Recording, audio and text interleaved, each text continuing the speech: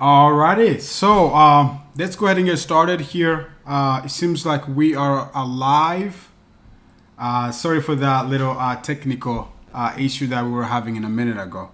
Uh, so here we are. We are live now on YouTube. If you're watching this on YouTube, and if you are on Discord, please keep watching on Discord.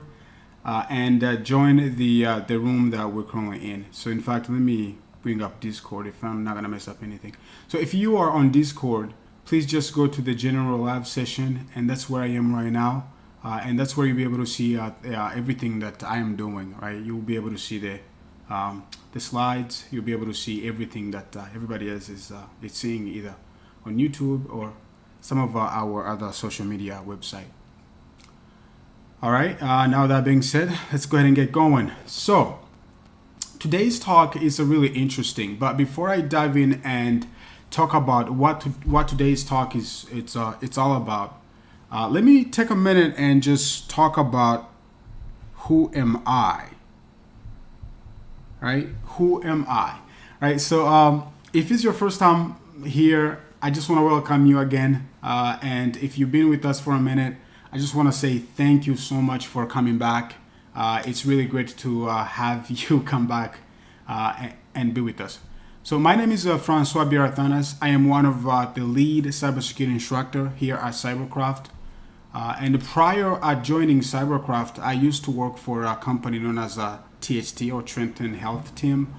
And from there, I was also a WGU, kind of a graduate program mentor. I was kind of mentoring some of their graduates from one of their graduate programs, obviously in cybersecurity.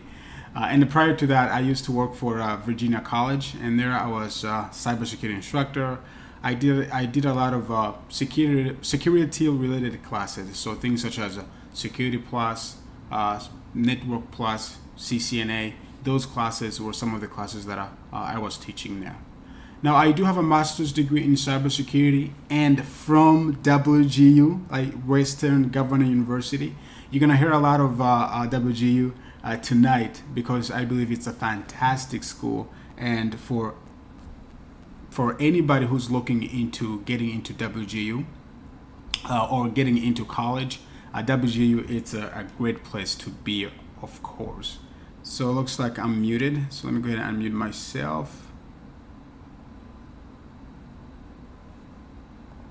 All right, hopefully that's not gonna create any background noise. If you guys hear anything, please leave that in the chat, or let us know so we can keep going. All right, so I do have a few certifications. If you know one thing about this industry, this cybersecurity industry, is that certification is huge, right?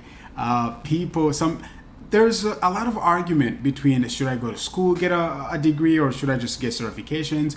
And some of those I'm gonna clear those up tonight, right? I'm gonna be sharing with you all which one that I prefer, because I had the opportunity of getting both. So I do have certifications, I also do have a degree, and I want to share all that information with you today. That way, maybe if you're just getting started, or maybe if you've been in this industry for a minute but you're kind of confused, or you don't know what to do, because everybody's giving advices right on cybersecurity. So I'm gonna give you my 10 cents here, and hopefully I will help you kind of make a decisions after that. So that's it. And a lot about me can be also found on LinkedIn. I'm always active on LinkedIn, but I'm also on Twitter and GitHub as well, and that's my kind of a handler down there. So what is today's talk, right? Today's talk, it's great, right? So we're gonna talk about how to accelerate your cybersecurity career, okay? And this is one of the questions that a lot of people ask themselves, especially if they're just getting started in the industry, or maybe you've been within the industry for a few months or a couple of years, and you're kind of confused, because a lot of people talk about cybersecurity, but one thing that they don't know is that cyber is very broad.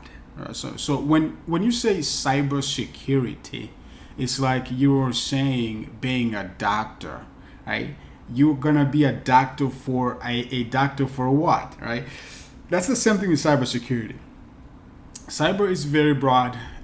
You have people that deal with offense, right? We call those ethical hackers, right? People that actually do bad things, right? Like, they're good people though. They're good people, but they know how to do bad things, right? We teach them how to become hackers. That's a career path, right? Becoming a penetration tester. You have people that want to be in a blue team, people that want to be the good guys, right? People that want to protect the infrastructure. They want to protect the company. That's another group. You have people that do forensic. You have people that do threat hunting, instant response. All these are different career paths that you can take. So when you're just getting started, it's really just confusing. So in this talk, I just want to kind of clear some of those and clear some of the other misconceptions that people really have in this industry. And by the end, we're gonna kind of talk about how you're gonna be able to accelerate your career. So after talking about everything you should know about this career and going in and give you some of my experiences that I've had within the industry, of course, I am gonna demo a few things. That way you can get some takeaway, right? I don't like giving out a talk and people don't take away something from the talk. I like when you write some things down and then go implement those either at work or in your life or whatever have you.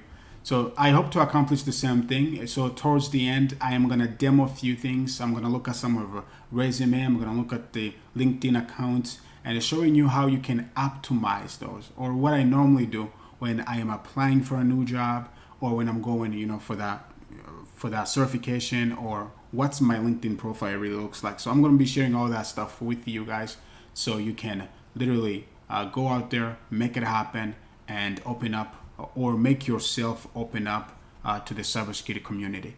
So that's it, how to accelerate your cybersecurity career. So as a part of the agenda, I was just kind of talking about this. So we are going to start by looking at where we are, like what is the cybersecurity skills gap, because there's not a day that passed by when you open up the news and you've seen that somebody just got hacked, right? Not too long ago, we had a Colonial pipeline, right? They got hacked, and I think we spent over a week or so without. We had gas, of course, but people were panicking. People at gas stations, they were, buying more because people were saying there would be some shortage of, gas and all that stuff.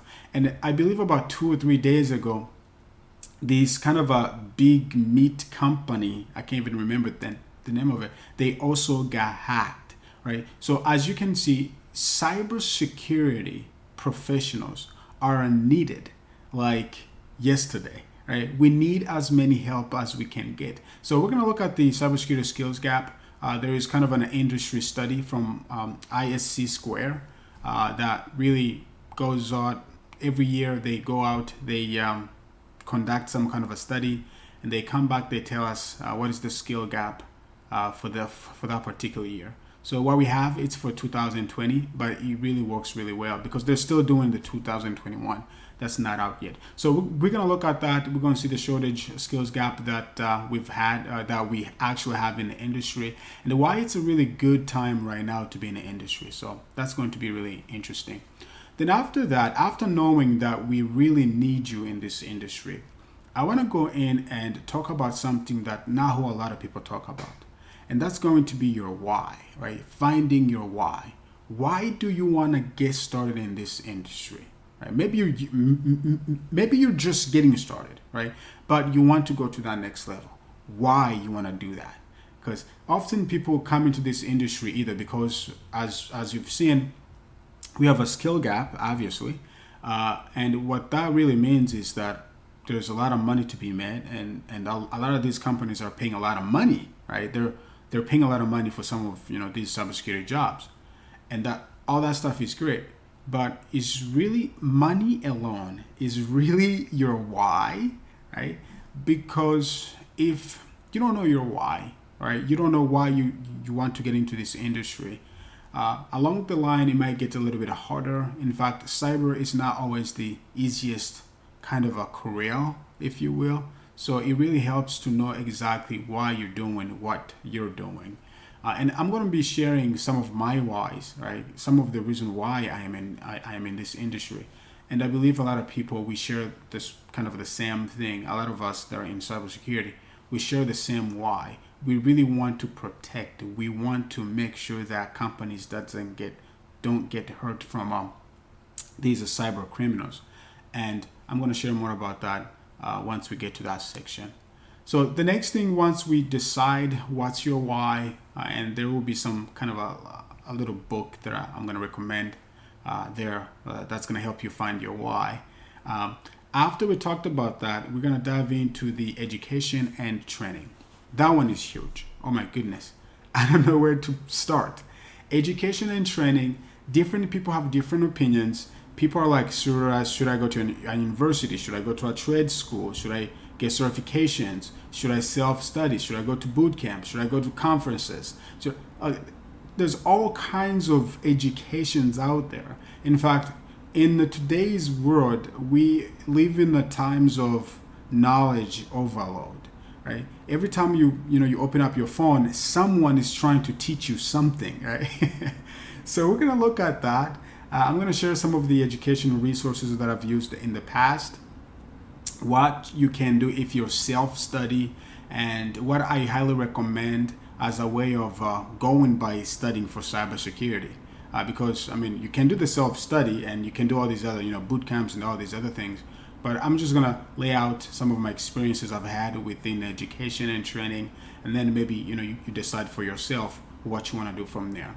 After that, we are going to dive into the picking your career path. Now, this one is huge. And I say it's huge because, like I mentioned earlier, cyber is, when you say cybersecurity, it's like saying, a doctor, right? So you want to specialize, right? You want to specialize because if you just trying to learn everything, you will get confused. And that's exactly what happened to me when I was just getting started in the industry. I wanted just to learn as much as I can. So I'm one of those curious kid where like anything you bring it on to me, I just want to learn it. Like I'm just that curious. So within cyber, I will learn about Python today. Then I'll learn about PowerShell, and I'll learn about defense, offense. I'll learn about this. I'll learn about it. And to the point where I was like, okay, no, let me take a step back, right? Let me look at this career from a different eye or a different angle, and then decide what I want to specialize in.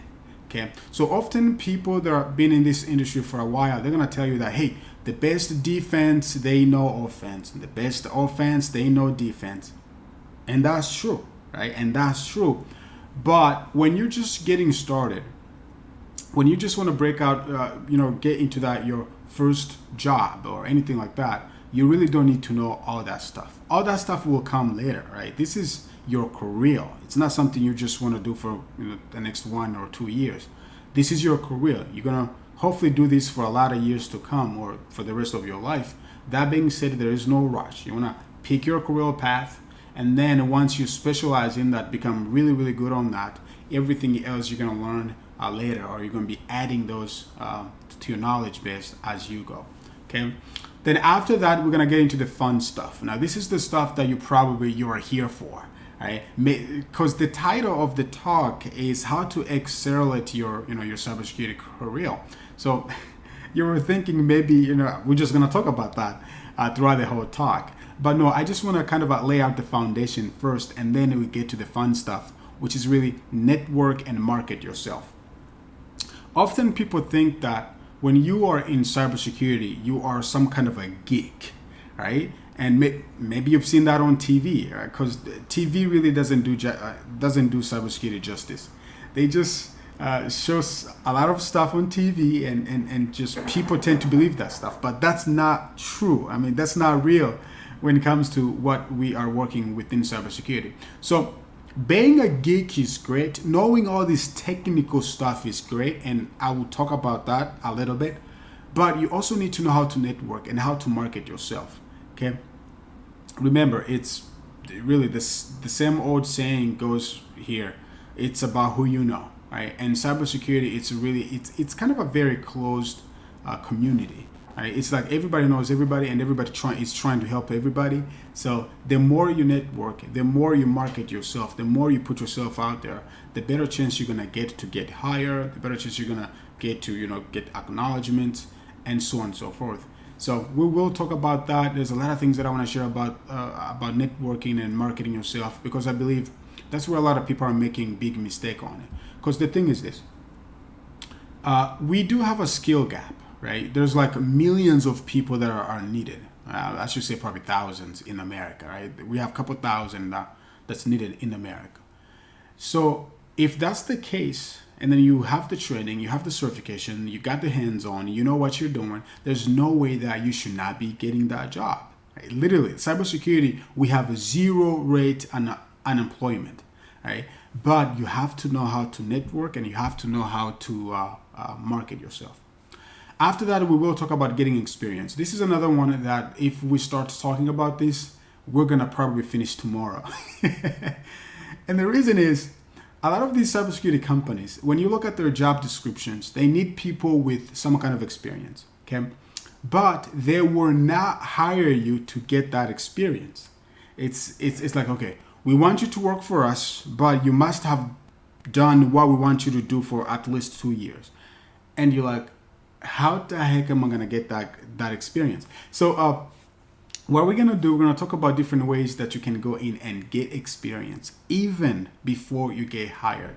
Okay, there are certain things that I've done in the past that I'm going to be sharing with you, and there are certain things that I've been recommending to a lot of different students, and they're using them. They're just killing it, right? They're out there. They're getting their hands dirty, because at the end of the day, remember, guys, cyber is an applied science. Right? You cannot book smart your way to the top. You have to get your hands dirty. I remember when I used to work for Virginia College, and I'm going to move on. When I used to work for Virginia College, we had one instructor that we wanted to hire. And she had a master's degree, right? She had a master's degree, and we wanted her to teach an A+ class. For those that are familiar with the CompTIA A+ classes. So, we look at her resume, we think she's great because she got all this educational background. And when we were interviewing her, we asked her, have you taken a computer part before? And then she says no. And I remember the program director and we were just sitting there, we're like, okay, this is the class that requires somebody to show students how to take computers apart and put them back together. And here we have somebody who got all this training, right? They have all this knowledge, but they cannot show students how to do that. Okay, so it was one of those kind of a waking up moment for me, because I remember just saying that, I'm like, okay, so having a piece of paper is not enough, right? You got to prove to the employer that you can get the job done. And that's what I'm going to share with you, how you go out there and get that experience. Then lastly, we're going to do a little job hunt. So we're going to get on Indeed, and let me keep looking at the time. So I won't do anything. All right, so I was just looking at the comments here. So again, we're just gonna do the job hunt, making sure that I leave with you with some nuggets to take home, right? I want you to just, after that section, I'm gonna demo a few things for you, some of the things that I do when I'm hunting for a job, a few things that I believe if you apply them to your resume, there's no way you're not gonna get hired. I mean, there's no way you're not gonna get a call back. It's really that simple. All right, so that's it. That's the agenda. So if you're wondering, okay, what the hell we're going to be talking about today, this is everything we're going to talk about today. This is roughly going to be 1 hour long, so I'm not going to go in depth in each one of them.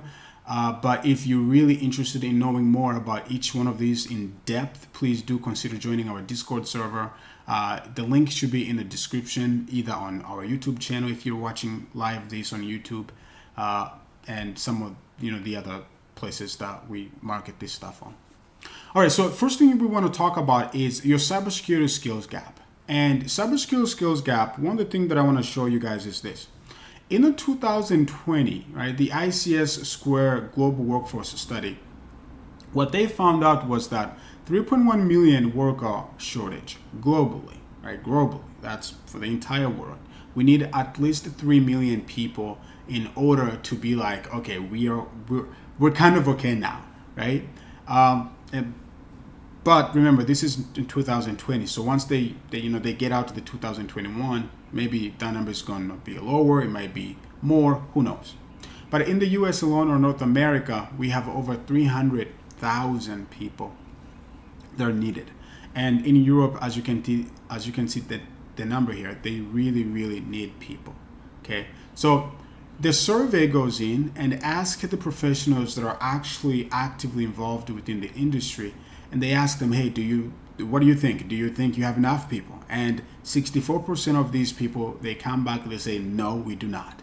Okay, I remember this one time I was interviewing on one of these jobs, and there's one of a classic question that I normally ask when I'm being interviewed, and that is, what is the number one challenge, right? What is the number one challenge that your organization is facing right now?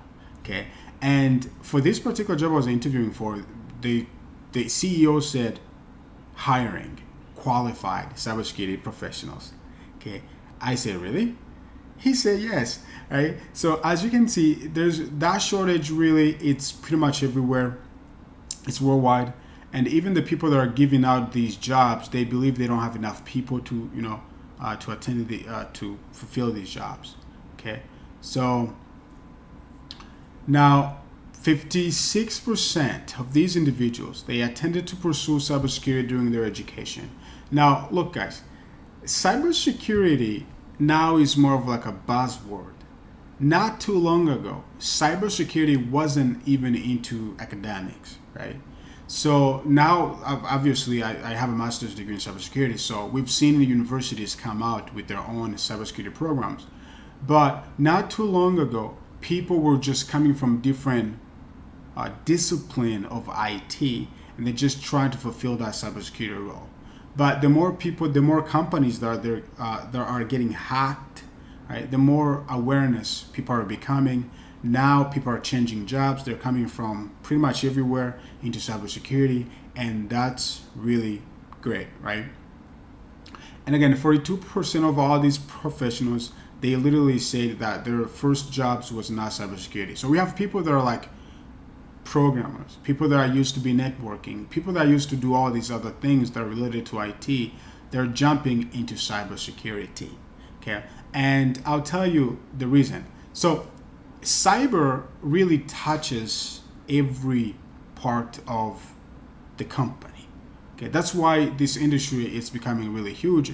It's because every company needs, cybersecurity people. That's one. Second, every space of IT, right? Every different category of IT really needs cybersecurity people. So what the people have been trying to do, or what I've seen people really trying to do in this industry, is that if you're a programmer, maybe you've been writing code for a minute, well, you can just switch to cybersecurity, and then all you're doing, you're just making sure that the code that's being written, it's secure. Okay, so literally, like, you can become, if you were in networking, as an example, you used to work for Cisco, you have all these firewalls and routers and the switches knowledge. Well, you can just switch that to security and just become a network security professional. So the opportunities are endless. You can become cybersecurity for pretty much anything that you desire. Now, like I mentioned, there's a shortage of workers. So as you can imagine, hiring and the retention for cybersecurity roles really becomes difficult, right? Because there's always somebody out there who's trying to offer someone some more money. And like I mentioned earlier, if one of the things that motivate you is money, then you're probably gonna, just be all over the places, because there's always someone giving you that more money.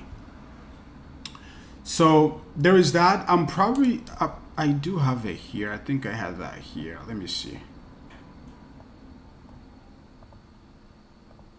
The study. So I should probably include this in Discord. Yes, there we go. This is the study that I was referencing, guys.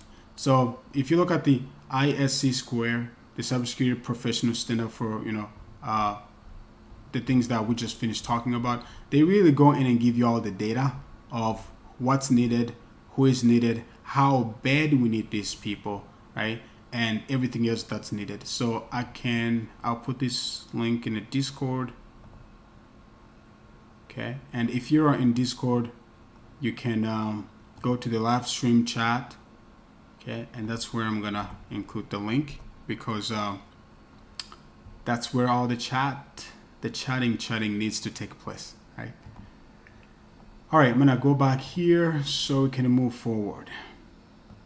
Again, guys, I have Mr. Craft here helping me with the online. So if you have any questions as I go, maybe ask them now, or you can save them until the end, and then I'll get to those. But please ask those questions as I go.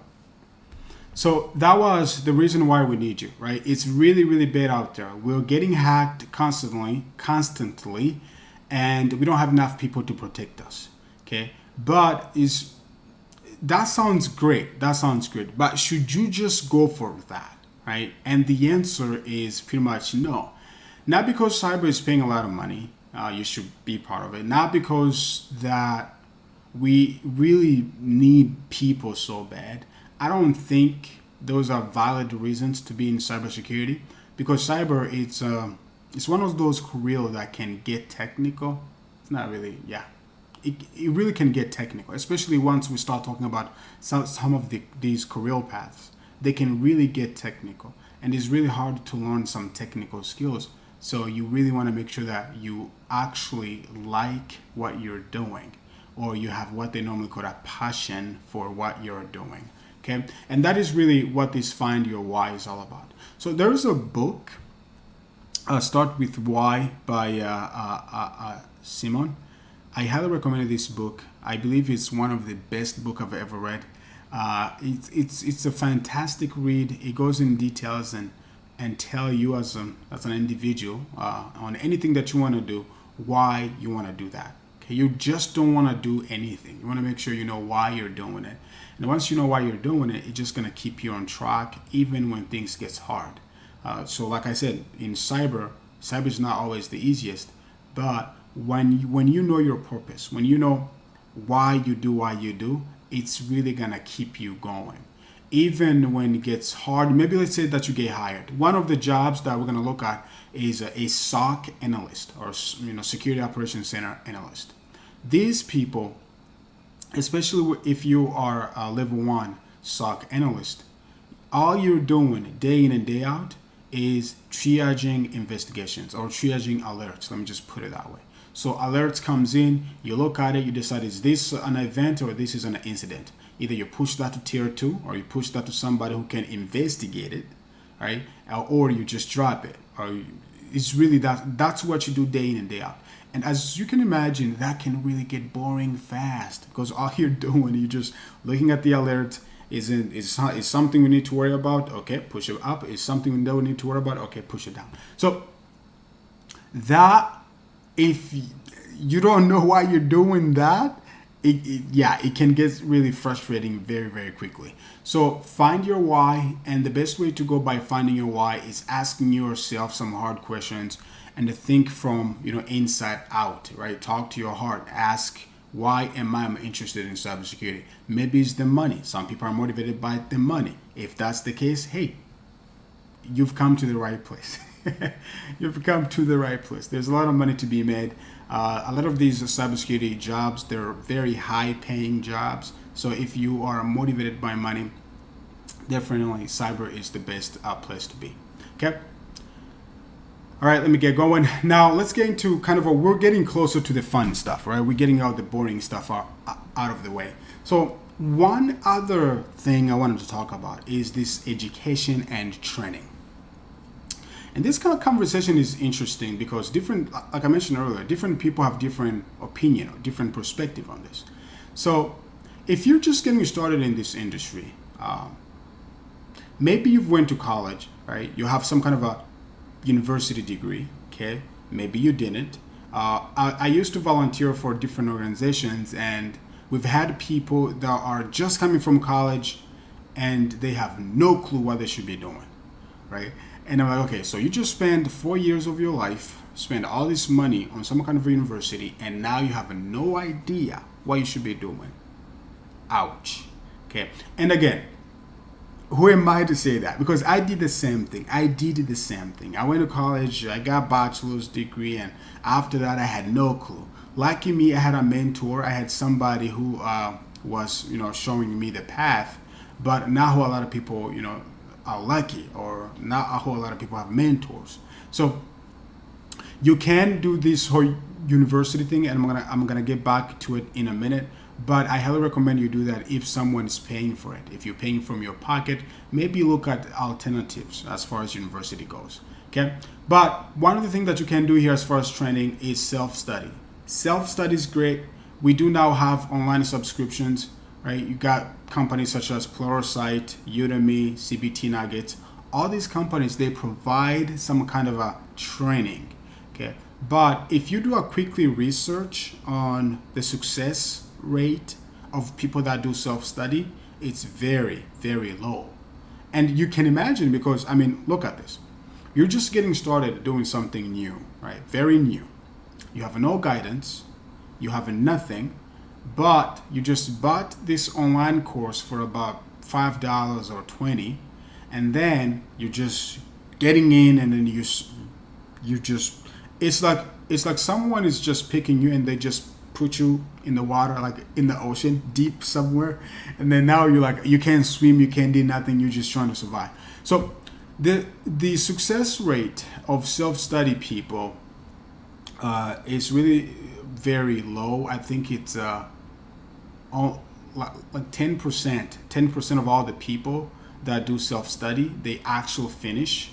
Okay, because the thing is this: you have to be very disciplined. Second, a lot of the information that's online, it's really kind of a garbage. Excuse me.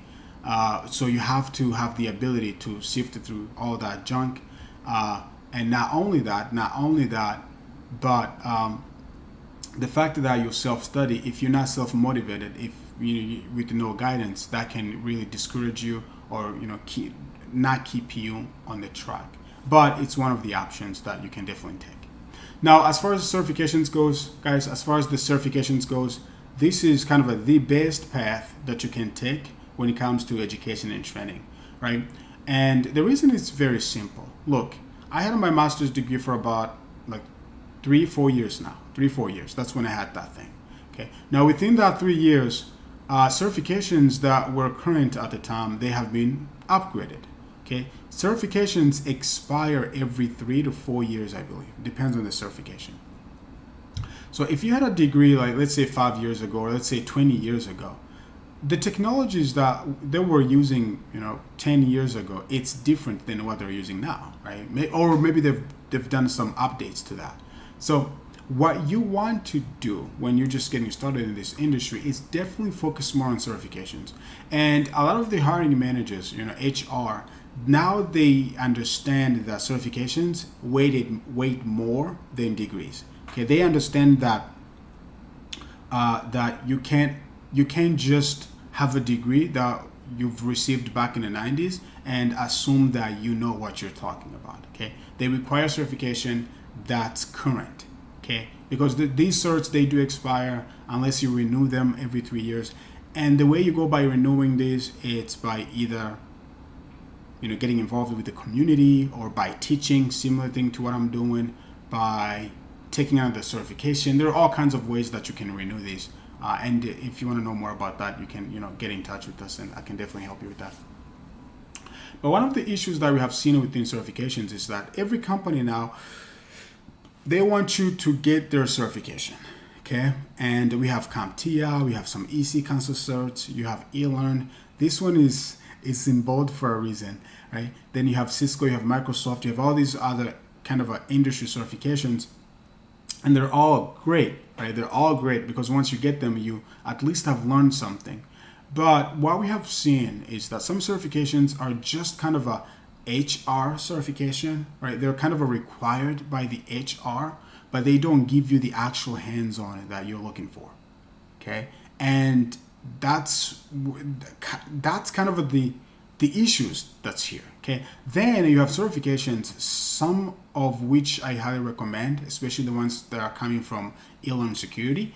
And these certifications, they're not recognized, right? You are not going to find a job description that's asking about this, right? But these certifications, they're extremely hands-on. So not only you're going to get the theory, but they're going to also make sure that you get your hands dirty, okay?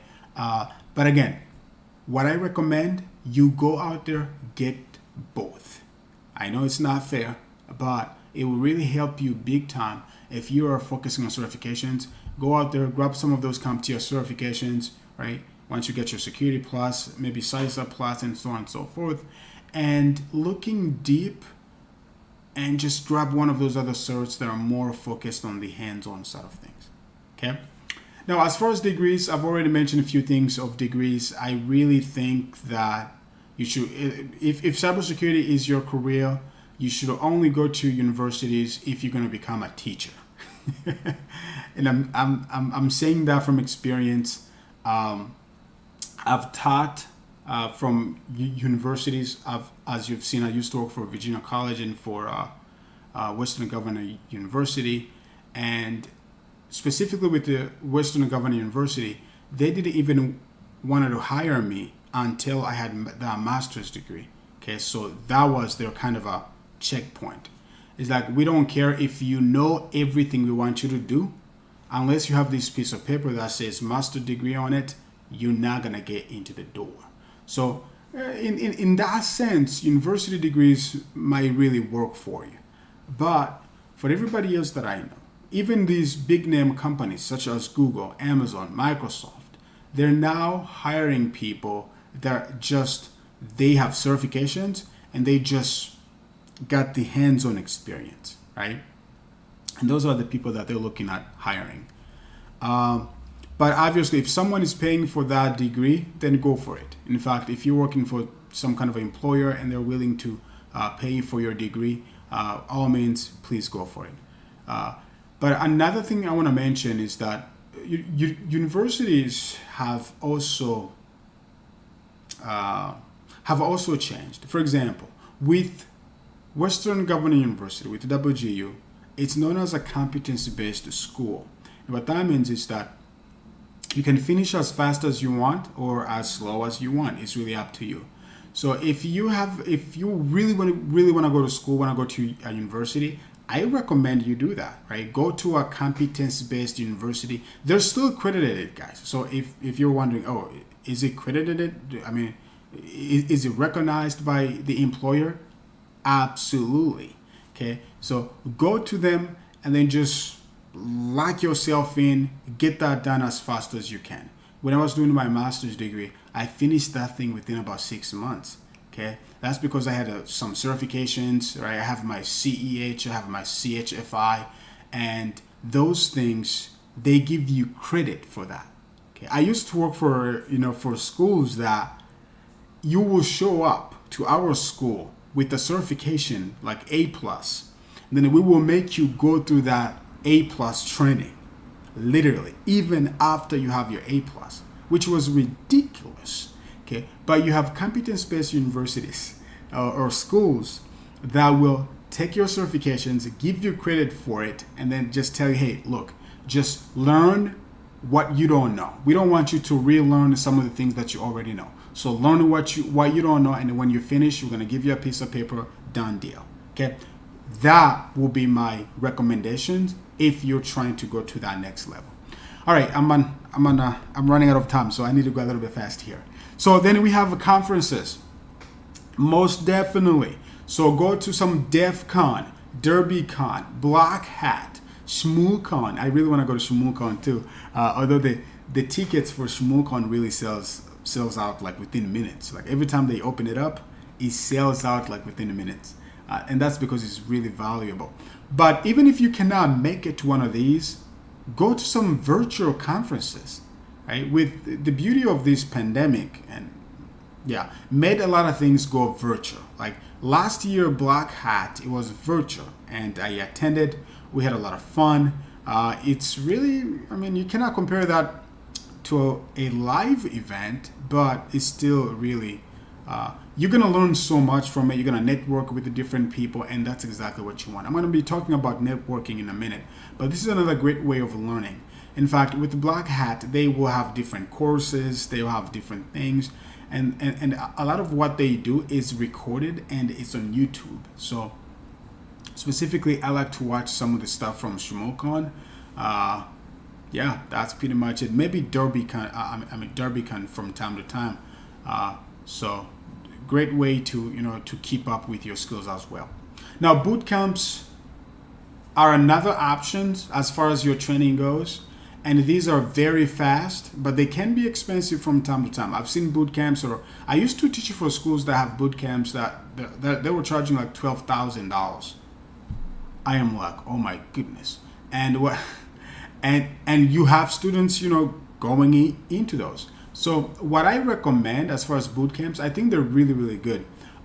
Find a school that have a really reasonable price for a boot camp, and go into boot camps if you already have like a little bit of an understanding of the topics, because you get yourself, let's say, 5 days boot camp, 8 hours a day.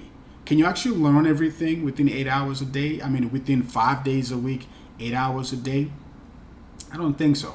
So what you want to do is find a boot camp that have more than just that 5 days, right? Maybe they give you access to some other recorded training after the boot camp. Maybe they have some kind of a mentor that's going to be calling you after the boot camp, right? Different things that different companies really do. But I highly recommend boot camp. It's just that they're kind of a fast.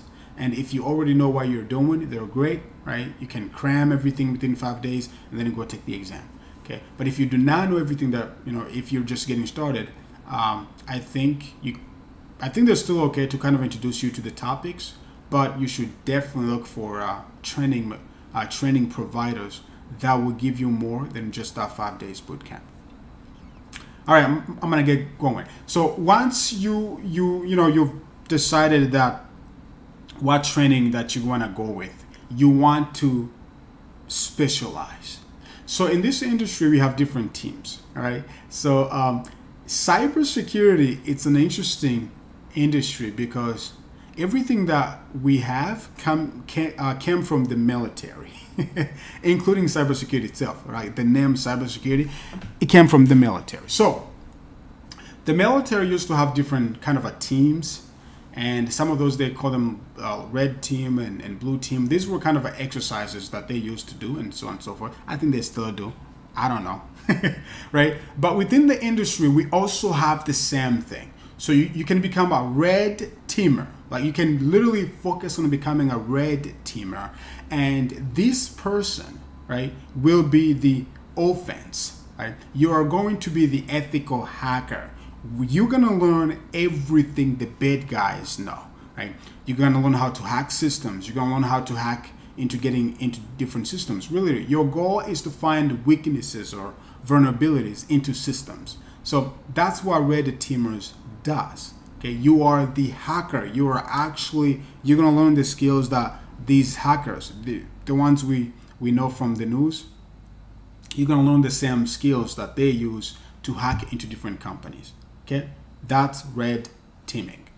Now, as far as specializing even more, you want to focus on a particular section of that, right? Maybe you want to become a web application penetration tester or a red teamer. Maybe you want to just become a network red teamer.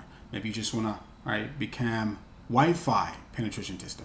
The sky is the limit. Okay, you just need to narrow down, and the way you go by doing that is by having someone who can, guide you to the whole process, right? Like having a mentor per se, who can kind of look at your situations, look at your interests, look at your why, and then determine, hey, maybe penetration testing, specifically applications or web applications penetration testing, is what you want to focus on. Then you have a purple team. Before I talk about purple team, let me get to the blue. Now, if red is offense, and you can imagine blue is going to be the defense. So that's another kind of a section you might want to focus on, okay? And what defense does, they're the one that protect systems from the red, okay? Again, guys, for companies, these are just more of like assessment or exercises. Okay, you have the red team, they're trying to penetrate the system, they're trying to find the weaknesses in the system and they take advantage of those weaknesses.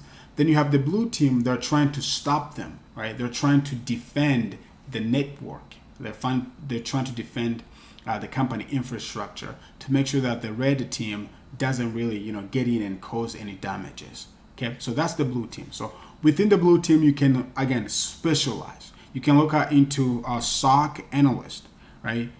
That's one of the career path. In fact, that's one of the entry-level positions that you can get in. You can be in forensic, you can be in incident response, and so on and so forth. Really, the sky's the limit here. You just need to kind of specialize. And then you have a purple team. Purple team is someone in between. When I say someone in between, I'm talking about this is the person who doesn't know so much about red, also who doesn't know so much about blue. And they have the knowledge of both worlds. And in a lot of times, these are the people that work for a small organization, right? Because remember, cyber is expensive. So companies that can hire red and blue, they're just like the Googles, right? The Google of this world. If you have like a 200 employee company, well, you're probably gonna read a proper team, okay? Someone who understands a little bit of this, a little bit of that, and can kind of be in between, okay? So you can specialize and just kind of focus on each one of these. Now, ultimately, like I mentioned earlier, you will want to understand both, right? And that should be the ultimate goal. But when you're just getting started, just understanding one or just focus on understanding one, it will be ideal here. All right, now let's go and talk about some security experiences because, okay, look, you just, decide your training. Maybe you're going to self-study. You know why you're doing this. You know that we need you in this industry. You know why you're doing it. You got the education you need. You've focused, right? You've decided your career path. Now it's time for you to, get that hands-on experience. So there are a few ways that you can go in by doing this. Okay, so one way is to build your own cybersecurity home lab. Right? And lucky for you, we just recently recorded videos on YouTube channel. I think we're going to be posting those tomorrow, if not the day after, sometime this week. We're going to be posting those videos, and these really walk you step by step on how to go by building your own cybersecurity home lab. These are free videos, guys. These are free videos, and I know that on YouTube or on the internet somewhere, somebody has different resources that can help you set up some of the, some of the building your own cybersecurity home lab. That's where you want to start. In fact, I've been into some interview places where they ask you, how is your home lab set up? It's like that's their first questions that they ask you, because they want to know the kind of tools that you're using in your home lab. They want to know what you have done in your home lab. And again, when they ask these kind of questions, they really just want to see if this is just a job for you or if this is a career, right? If you have passion about cyber, okay? So building your own home lab, definitely the best thing to do. There's not a cybersecurity profession that I know that doesn't have this, right? I mean, at least some of the ones that I've been close to, they all have some home lab that they can always practice some of the skills that they're learning. Another best way to go by getting that experience is to capture the flag. These are they're becoming really, really popular. You have Try Hack Me, you have Hack the Box, you got a couple more down there. And these places, you go in, you create the account, and then they have these kind of vulnerable machines. They have that you can, start hacking, okay? And going through all of that, you cannot minus this from the real world, but you're gonna learn a ton. Like you're gonna learn so much. Because imagine if you're trying to hack, let's say, Windows password, and you're using Mimikatz to do that, right? You're just trying to hack the Windows database, hashes, right? Using Mimikatz to do that kind of stuff. Well, if you have a CTF that teaches you how to do that, you're gonna learn so much. Obviously, you cannot minus that from actually the real work, but you're gonna learn a ton. Cyber Rangers are becoming very popular as well. They're more focused on blue team. and capture the flag. They're more focused on red. So you're gonna see a lot of people hacking something on these places. In cyber ranges, you're gonna see more people learning about defending networks and stuff like that. And there are a few more things that you can do here to get that experience. Volunteer. I cannot emphasize this enough. I've had opportunities just because I volunteer to work for someone, right? So maybe you are a church member. Maybe your church needs some cybersecurity professional. Volunteer to do that stuff. Okay, that's one of the best way to learn. Okay, if you got some nonprofit, you got some charity that you admire, volunteer. Give your time for free so they can maybe connect you with someone who is more advanced, who will be walking you or helping you, or who will be showing you some of that work experience that you're looking for. Okay, so volunteering, I found, is one of the best way to go by doing this. Okay, and there's another way of getting experience, and that is through bug bounty programs. We have HackerOne and BugCrowd. All these are great, and what bug bounty is, this is when the companies, they take their web applications or whatever that is, they put that online, and then they tell everybody, hey, try to hack this. If you find any issues with it, bring it back to us. We're gonna pay you some money. Okay. You have big name companies, Facebook, Google, Microsoft. I think even Microsoft recently paid over $100,000 for someone who just found a bug or a vulnerability into one of their programs. So a lot of these big name companies, they're paying a lot of money for people to find bugs into their software or into their web applications. And this is one of the best way to get experience, because you're gonna learn a ton by suffering and going through the process of finding that bug. Okay, and obviously you can cross training with someone. You can do some internships if you find any. But going back to this volunteering section again, if you don't see anywhere to volunteer in your hometown, do some quickly Google search. You will find a lot of people that are doing cross training. You find a lot of people that are doing they're volunteering for different charity organizations. Another thing I want to mention here is network. Okay, now this is part of your making yourself marketable, of course. So here, LinkedIn is going to be your friend. You want to make sure that your LinkedIn profile is optimized. You have a professional picture. You have a description, and then you want to make sure that you're constantly posting on LinkedIn. Okay, you're constantly posting on LinkedIn. Another best way to market is go to conferences. Also on LinkedIn, you want to follow people you admire, right? People that constantly post stuff. I will say follow cybersecurity kind of a guru, if you will. Okay, so if you love writing as part of marketing yourself and stuff, start a tech blog. Start writing stuff. Right? This doesn't have to be any complex. It can be you just finish a boot camp, or you just finished taking your Security Plus, and now you're telling people how you did it. People love that kind of stuff, right? Hiring managers love that kind of stuff. So if you go in and you tell people how you study for it, what did you learn from it, and so on and so forth. People love that kind of stuff, right? If you're into videos, maybe start posting short videos on social media. I did this because I really don't like writing. I did this with videos, and I'm telling you, it worked. It really worked.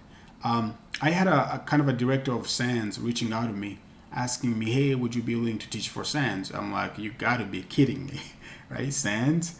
But that was because of some of the videos that I posted volunteering, right? Teaching on some of these volunteer platforms that I was part of. Okay, so I'll take that little clip, I'll put that on LinkedIn, then I'll just say, hey, it was great, we learned about this. That's it, right? That's all you have to do. And the people that are leader in this industry, they're gonna see that. Okay, and for them, that means you're passionate about this, right? You're not just doing it on the weekend, or you're not just doing it, when you're getting paid. No, you're spending extra time doing it, and they love that, those people. Again, obviously, be on Twitter. A lot of cyber infosec professionals that are on Twitter and on GitHub. And if you don't, actually, everybody should be able to do this, right? Give out talks, right? Go on your local security events. They have all kinds of meetup groups. You can go to meetup.com and search for cybersecurity. You're going to see people that are giving out talks or some virtual events that are happening in your community. This is another way to get involved and network with people, make you, I mean, put yourself out there and, you know, build the name for yourself. Okay. You can start a study group. Literally, guys, go on social media, go on LinkedIn, create a study group. You know, have people joining this. Then that's exactly the same thing that we did with this right here. Okay, me and my friend, we started this study group. We had from time to time we had like 100 people joining the study session. And all we were doing was just helping people getting into the, you know, the tech industry and so on and so forth. And it worked. Okay, so different companies have local chapters. The ISC Square, they have their own chapter. You might want to join one of the chapter as well. Okay.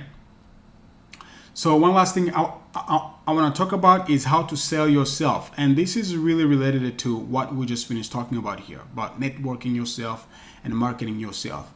So is how do you go by doing a job hunt? Okay. And what I did here, I just want to show you LinkedIn and show you a little bit of Indeed. How would you go by updating your resumes and stuff?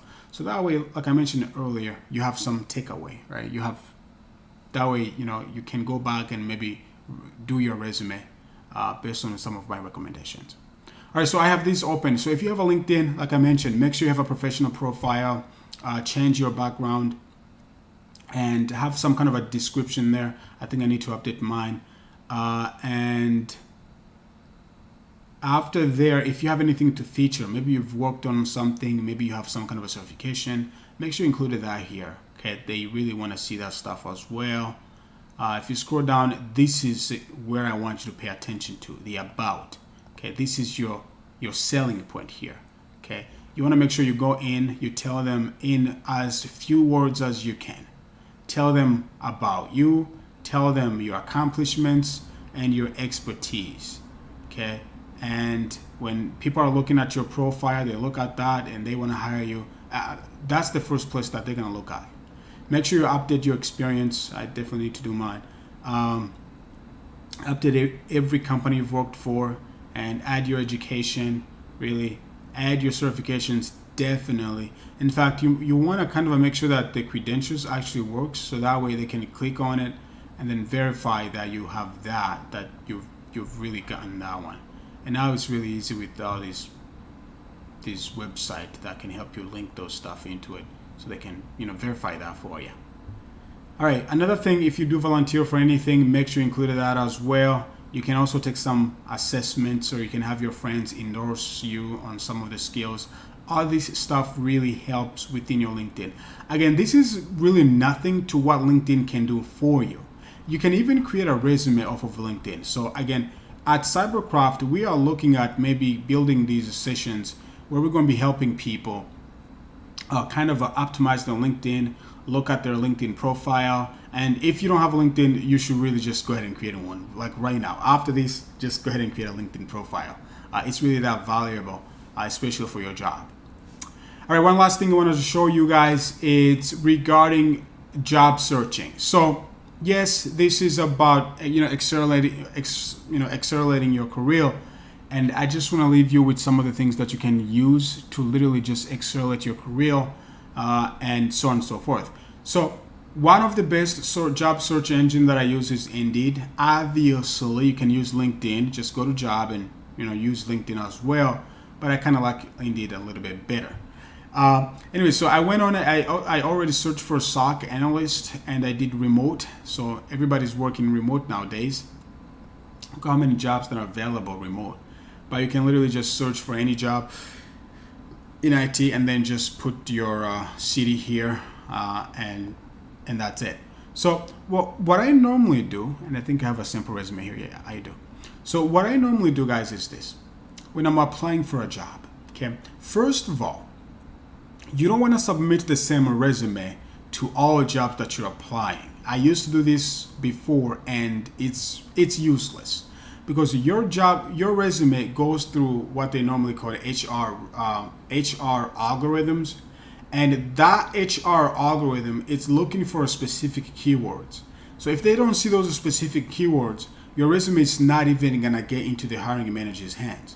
So what you want to do is design as few resumes as possible, but make sure that that resume is crafted for that particular job. And that's how you get, callback.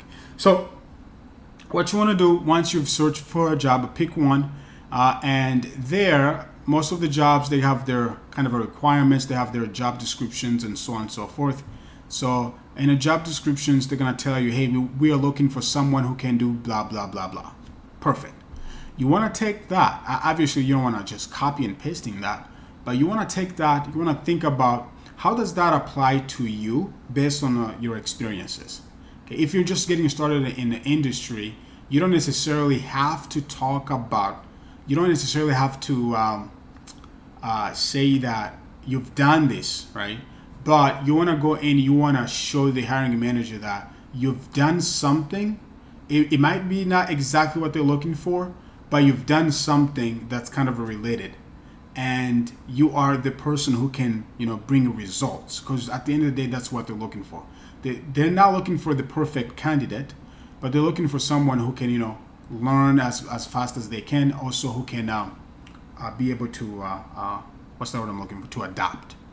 There you go. So what I normally do, I'll get this and I will look over my experience. Then I'll go to my kind of, this is kind of your selling point here. I would say I'm a passionate person who have been doing the blah, blah, blah, blah. And all that, everything that I'm going to include here, it's going to be related to this. So I'm going to read over the description, find out exactly what they're looking for, right? And then I will make sure that's included in my job, in my description here. Okay. Now that's the first step. The second step is through experiences. Because after here, obviously, the hiring managers goes into their experiences. And what you want to do here is look at the job description, look at the bullet point on some of the things that they've highlighted.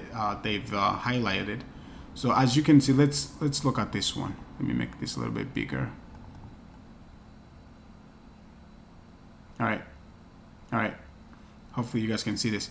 So here, what they're saying they're looking for someone who can use some unified threat management, someone who can do some vulnerability monitoring, health security over the sensors, and so on and so forth. So here you will take all this information, right? Not really all of it, but you will take some of this information right here based on what they're looking for. And then you go into the job description. Then you want to tell a story, right? Once you go to that, experience. What I've seen people doing, and I used to do this in the past, is just go here, copying this, and just go to your resume and just pasting that there. That's okay. I mean, the algorithm, it will be tricked, right? Because these are the keywords that the algorithm is looking for, but you do not want to do that.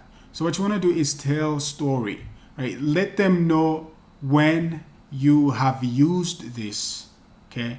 And what you did exactly, and what was the result. So for example, I used to work for Virginia College, and one of the things that we did was help students set up, different labs physically, okay? So if I'm looking for a teaching gig and they're asking us, tell us, when we need someone with experience working with the students. So I can just go here and then just tell that story. When I used to work for Virginia College, this is what we did. The result was this. The passing rate was this. And that's it. That's literally all they're looking for. If you can really show them that you've done something that's related to what they're looking for, and you were able to get the results, I don't see any hiring manager that was not at least to give you a call back, right? Telling you, hey, I want to interview you. Okay, because every time I did that, I've always had the hiring manager calling me back and, trying to, get me that interview. So now, once you finish with all that, of course, include your education, your certifications, and so on and so forth. But once you finish with that, before I even talk about that, I want to also mention something. So what if you're just getting started? Like you don't have your experience, like you don't know anything, okay? Or this is maybe your first job. Because a SOC analyst is one of those jobs that a lot of people tend to just want to get when they're just getting started here. But what if you're just getting started? Well, one way that you can describe this, or you can tell them, hey, I am a person of results, is doing what we were talking about a minute ago. So if you've been part of some CTF, if you've been part of some cyber ranges, if you have your home lab, then you were able to play with things such as SIM, because this is one of those things that we're going to have to set up. IDS, IPS, firewalls, SIM systems, right? Maybe you've played with these within your home lab. You can tell a story. You can describe that. You can be like, okay, on my home network, I was able to set up Splunk, and this is how I connected. This is how I used the dashboard. This is how I did this. This is how I do that. They will see that, you might not have, that quote unquote work experience, but you've played around with some of the technologies that they want you to be aware of. Okay. And that's valuable. Okay. I know a guy, one of my mentor was telling me that a lot of the people he have ever interviewed, nobody really goes to him and tell them I have a home lab, which is why here at Cybercraft, we wanted to create that home lab, because people are just really, they don't get their hands dirty. They just get all this theory. And that stuff is great. That stuff is great. But at the end of the day, the hiring manager, they want people who can bring results. They want someone who can get the job done. Okay. So that's it. Let me look at the chat sections here. Let me see if there's any questions.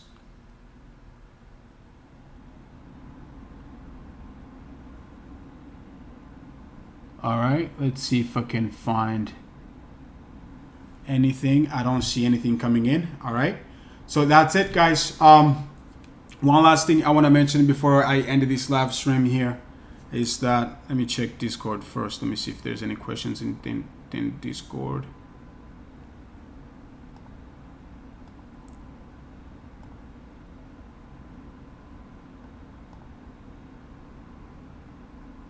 All right, I don't think there is anything here. Okay, I don't see anything coming. All right, so that's it. Just want to take a minute just to thank you all for being with us. I really appreciate the time that you guys really taken to listen to me. And I want to see if Mr. Kraft is available. Okay, never mind.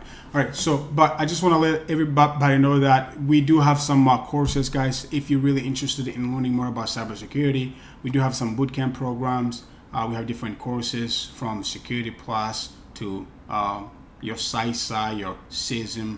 We got all kinds of courses. We got, some of them are coming up. In fact, next week we have a bootcamp that's running. If you're interested, please join with us. Connect with us on LinkedIn or on Discord as well. There's also the email that's included in the description, or you can just email info@cybercrafttraining.com and it will get back to you. So all we're doing, we're just trying to help as many people as we can get into this industry the right way. Okay, we know that everybody's trying to, to tell you what to do, but we want to make sure we tell you the right way of doing this. Okay, even if you don't take some of our training, but at least, we want to make sure that you're doing this the right way. So if you have any questions, please do join our Discord server. And then we are really committed into helping anybody that have any questions. Okay. But thank you all, and I'll see you guys next time.